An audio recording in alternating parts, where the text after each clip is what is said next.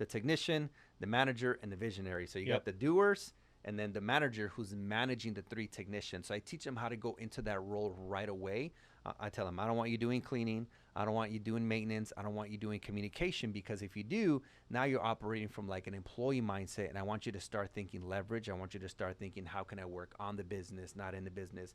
How do you automate this Airbnb? And while your team's cleaning it, I want you to go and start looking for the next one. When you're about to put 20, 30 grand into somebody's property, you obviously want to protect your back end, right? To make sure that the landlord's like, 6 months, 12 months in, he doesn't have a problem. Or yeah, so we're doing 2 to 3 year leases is what we're recommending, because let's say it doesn't perform as good as you think, and maybe after it takes you 10 months to recuperate your money. You don't want to be in profit for 2 months. You want to be able to, keep that lease going. So we recommend for people to get 2 to 3 year leases, or at least have the option to renew after 12 months. And then at that point, they got to make sure that, they pay the landlord on time, make sure that there's a very minimal wear and tear, that they take care of anything that comes up with each reservation. So by the time it's the 12-month mark, the property is still in good condition. Right. So when they list these properties, they're obviously, I would assume, they're not just doing what everyone else is doing. They probably have a certain system that they follow to make their listings pop more, get better reviews.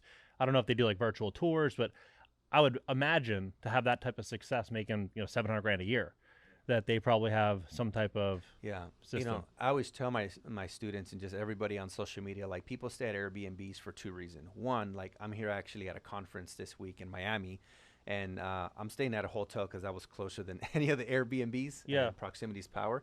But if I was staying at an Airbnb, I'd pick like the closest Airbnb, because I don't want to drive 30 minutes every morning and every night. So I would book the Airbnb because I'm going to be at a conference, and I just for convenience, right? Yeah. The second reason people book short-term rentals is because they're going to have a staycation experience. This blew up during the pandemic, and that's where you have a property with a pool, a jacuzzi, a game room, and maybe it's a 3-bedroom, 2-bath. You could host 8 people or 10 people, and groups of family or businesses or colleagues get together just to have a great experience in the home without needing to leave the home. Got it. Now, what happens is when you cross those two, right, when you get a property, say, near the Miami Beach Convention Center, and it has all those amenities we just mentioned, then you like automatically are going to be in the top 3%, right? If the property's renovated, if they went all out on the decor, great photography.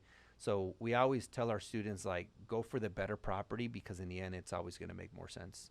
That makes sense. So when they're building out their team, does it mainly consist of like property manager, a maintenance person? Like, what would you suggest for somebody that's like, they have a goal of, let's say, having what you did to retire your wife? You have 3 rentals. What does that team look like? Yeah. So there's really 3 operations in the Airbnb, right? You need somebody to clean, someone to do maintenance, and someone to do communication. So we typically hire a virtual assistant on Upwork.com. Yep. That already has experience doing communication. So it's not like you're training in from scratch. When you go in there and you search on the talent section, Airbnb communications or Airbnb co-host, these people might already be operating 10, 20, 30 Airbnbs in different countries and already have the experience, and will even help you run things more efficiently. So those are the 3 people, and essentially you are the manager. So if I'm launching my first Airbnb, I'm the manager, and now I have 3 technicians, right? Just like in E-Myth Revisited by Michael E. Gerber, he talks about the technician, the manager, and the visionary. So you got the doers,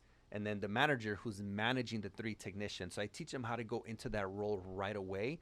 I tell them, I don't want you doing cleaning. I don't want you doing maintenance. I don't want you doing communication, because if you do, now you're operating from like an employee mindset. And I want you to start thinking leverage. I want you to start thinking, how can I work on the business, not in the business?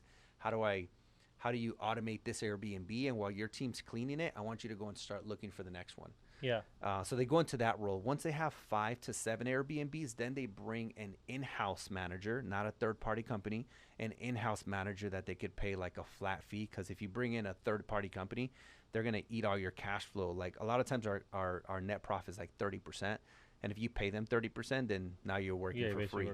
If you've enjoyed this clip and you'd like to watch the full episode, you can do so on my main YouTube channel by clicking the video here.